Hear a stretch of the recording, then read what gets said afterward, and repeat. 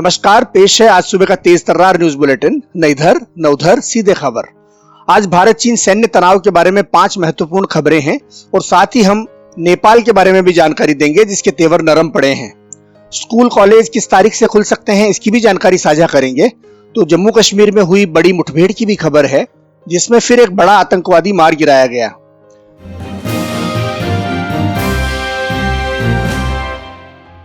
विदेश मंत्रालय ने कल कहा कि भारत और चीन सीमा मसले के शांतिपूर्ण समाधान के लिए सैन्य तथा राजनयिक वार्ता जारी रखने पर सहमत हो गए हैं।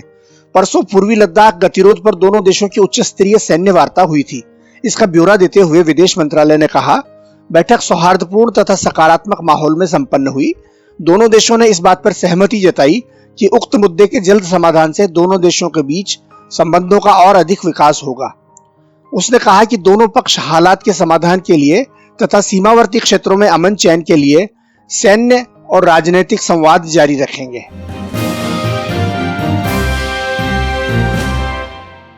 भारतीय सीमा पर तनाव के बीच चीनी सेना ने ऊंचाई वाले उत्तर पश्चिम क्षेत्र में हजारों पैराट्रूपर्स और बख्तरबंद वाहनों के साथ बड़ा युद्धाभ्यास किया है।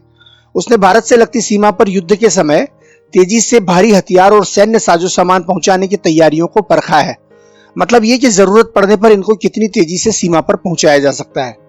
चाइना सेंट्रल टेलीविजन ने कहा कि भारत से लगती सीमा के पास एक अज्ञात स्थान पर यह युद्धाभ्यास हुआ। चीनी वायुसेना के एयरबोर्न ब्रिगेड के कई हजार पैराट्रूपर्स को civilian airlines, logistic transportation channel और ट्रेनों के जरिए जल्द से जल्द तैनात किया गया। चीनी सेना ने 1 जून को भी तिब्बत के ऊंचाई वाले इलाके में आधी रात के घने अंधेरे में युद्धाभ्यास किया था।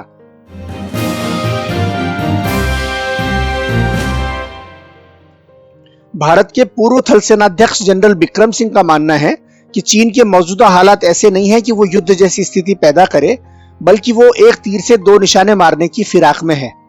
चीन भारत पर दबाव तो जरूर बनाएगा, लेकिन फिलहाल वो युद्ध नहीं लड़ेगा।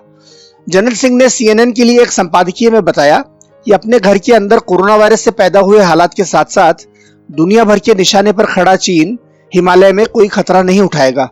भारत उसका मुख्य क्षेत्रीय रणनीतिक प्रतिद्वंदी है और भारत के साथ कोई बड़ा विवाद न सिर्फ चीन की परेशानी बढ़ाएगा, बल्कि 2050 तक वैश्विक सुपर पावर बनने की उसकी ख्वाहिश भी लटक जाएगी।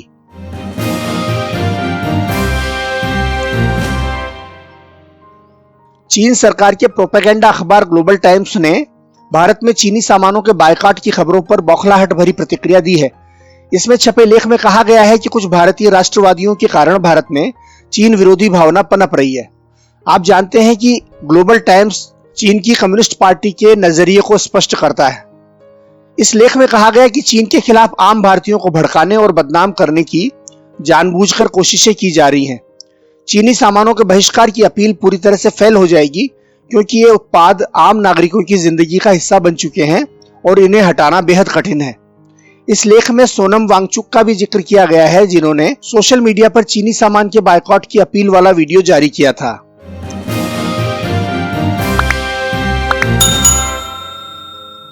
इस बीच चीन के प्रभाव में आकर अलग रास्ते पर निकले नेपाल के कदम लौटते दिख रहे हैं। नए नक्शे में भारत के इलाकों पर अपना अधिकार जताने के बाद अब वो बातचीत की मेज पर आने के लिए तैयार दिखाई देता है। उसने भारत से कहा है कि वो विदेश सचिवों के बीच वर्चुअल बैठक के लिए भी तैयार है। एक राजनयिक नोट में नेपाल सरकार ने कहा है कि विदेश सचिव आमने सामने या वर्चुअल बैठक में कालापानी, लिपुलेख और लिम्पियाधुरा के मसले पर बात कर सकते हैं। पिछले महीने भारत ने कहा था कि कोरोना महामारी से निपटने के बाद विदेश सचिव हर्षवर्धन सिंगला और उनके नेपाली समकक्ष शंकर दास बैरागी इस मसले पर बात करेंगे।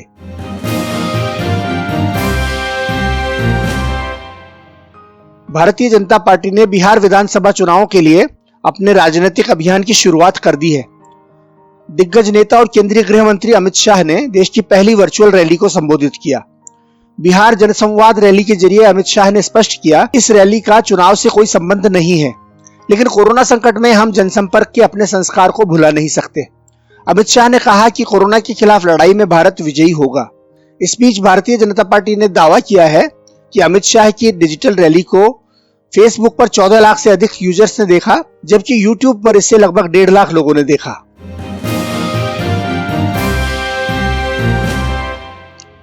केंद्रीय मानव संसाधन विकास मंत्री डॉक्टर रमेश पोखरियाल निशंक ने उम्मीद जताई है कि 15 अगस्त के बाद सभी शैक्षणिक संस्थान खुल जाएंगे। दरअसल दिल्ली के उप मुख्यमंत्री मनीष सिसोदिया ने स्कूल खोलने की योजना पर श्री निशंक को पत्र लिखा था। उन्होंने अपने पत्र में लिखा था कि समय आ गया है कि कोरोना के सह अस्तित्व को स्वीकार करते हुए देश में स्कूलों की भूमिका नए सिरे से तय की जाए। इसके जवाब में एक मीडिया घराने को दिए इंटरव्यू में श्री निशंक ने उम्मीद जताई कि 15 अगस्त के बाद देश के शैक्षणिक संस्थान खुल जाएंगे।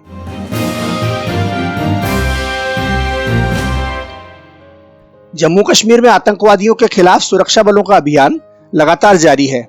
रविवार को दक्षिण कश्मीर के शोपियां जिले में पुलिस और सुरक्षा बलों ने आतंकवादियों की घेराबंदी कर 5 आतंकवादियों को मार गिराया। इलाके में कोई अफवाह न फैले इसलिए मोबाइल इंटरनेट बंद कर दिया गया। सूत्रों के मुताबिक जो 5 आतंकवादी मुठभेड़ में मारे गए हैं उनमें से एक हिजबुल मुजाहिदीन का टॉप कमांडर फारूक अहमद भट्ट था, जिसे नाली नाम से भी जाना जाता है। फारूक अहमद भट्ट कुलगाम का रहने वाला A++ श्रेणी का आतंकवादी था।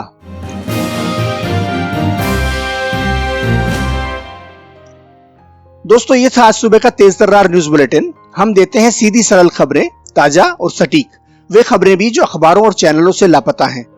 रोज सुबह इस वैकल्पिक और कंप्लीट न्यूज बुलेटिन को देखने के लिए हमें सब्सक्राइब करें।